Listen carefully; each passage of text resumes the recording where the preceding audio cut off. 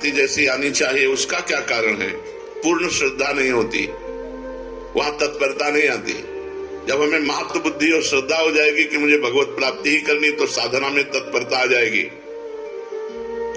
ये नियम है कि जहां हमारी महत्व बुद्धि होती है वहां हमारा चिंतन होता है, जहां चिंतन होता है उसी के मिलन की तत्परता आती है। तो प्रधान कारण है श्रद्धा ना होना, महत्व बुद्धि ना होना, इसलिए साधन में तत्परता नहीं आती। जब इस कोटि का महत्व नाम में हो जाए कि नाम के आगे नामी भी छोटा नजर आवे, जितना नाम से प्रेम है उतना नामी से प्रेम नहीं, इस कोटि की श्रद्धा, तब निरंतर नाम चलता है। साधना में जीवन किसे कह सकते हैं? सरल और साधु। सरल और साधु में जीवन साधना में जीवन होता है।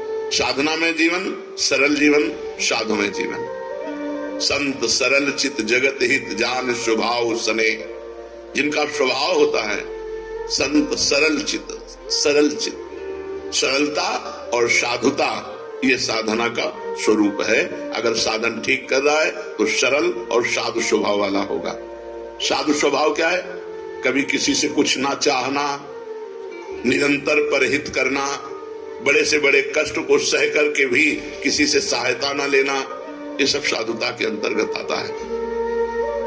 चलते रहो, जिस साधन को पकड़ो सारी आयु उसी में खपा दो, इस जन्म में ही भगवत प्राप्ति हो जाएगी, परम पद पर प्रतिष्ठा हो जाएगी। जो साधन पकड़ो आजीवन, जो नियम जो दिनचर्या आजीवन वैसे चलते रहो, उसको बदलाव मत करो, तो निश्चित भगवत प्राप्ति हो जाएगी, निश्चित परम पद प्राप्त हो जाएगा। ये जो बार बार गुरु बदलते रहते हैं, साधन बदलते रहते हैं, इनसे बड़ा अपराध बनता है। ये साधक वादक नहीं है, वो मनमानी स्वच्छंद अपने आचरण करके वो अपने को सुखी समझते हैं। कहा जाता है कि साधना में व्यभिचार ना हो, तो ये व्यभिचार का तात्पर्य क्या है? साधना में व्यभिचार है अपने इष्ट को छोड़ करके, अपने गुरु को छोड़ करके दूसरे की तरफ लुभायमान होना, दूसरी प्रणाली स्वीकार कर लेना, दूसरी भजन प्रणाली स्वीकार कर लेना, यह साधना में व्यभिचार है। अपने इष्ट और गुरु में ही हमारी भजन प्रणाली जो है वही चले। जैसे अपने यहाँ है नाम मंत्र वाणी सेवा, यही जीवन है। व्रत नियम संयम में सब कुछ नहीं, निरंतर नाम जप करो, मंत्र जप करो, वाणी जी का गायन करो और आठों पहर स्वामिनी जी की सेवा में रहो। यही हमारी दिनचर्या है। हमारा जो अंतिम लक्ष्य है वो श्री जी की सेवा है। क्या साधना की जो हमें अनुभूति हो रही है उसे प्रकट करके किसी को बता देने में हानि होती है? अपनी साधना और साधना की सफलता कभी भी किसी से नहीं बतानी चाहिए, नहीं बाधा पड़ जाएगी, पक्का बाधा पड़ जाएगी। आपकी दिनचर्या क्या है और आपकी अनुभूति क्या है, मरते दम तक, जब तक भगवत साक्षात्कार न हो जाए तब तक न बताओ। भगवत साक्षात्कार हो गया फिर तो कोई घाटा पड़ने वाला है ही नहीं। साधन काल में साधक को अपनी साधना और साधना की अनुभूति कभी किसी को भी नहीं बतानी चाहिए। चाहे कितना कोई आत्मीय हो, घर का हो, प्रेमी हो, अपनी साधना की और अपने साधन की अनुभूति की बात कभी नहीं कहनी चाहिए। आप कई बजे उठते हो, आपकी क्या साधना है? 6 बजे ठाकुर जी उठा देते हैं, उठलाते हैं, जो करवा लेते हैं, उसको प्रकट नहीं करना कि हम पूरी दिनचर्या अपनी खोल के रख दी, उसकी अनुभूतियां खोल के रख दी, ठप हो जाएगी आपकी दिनचर्या, बाधित हो जाएगी। नहीं होगी, जैसी चल रही थी वैसी नहीं होगी। बिल्कुल 100% की बात है, इसमें 1% भी मिलावट नहीं। 100% हम खुद अनुभव करके देखा। अगर दया करके करुणा करके अपनी बात बता दी तो हमारी बात में फर्क पड़ गया, हमारी साधना में बाधा पड़ गई। तो साधना और उसकी अनुभूति ये दोनों तब तक छुपाता रहे जब तक भगवत साक्षात्कार न हो जाए।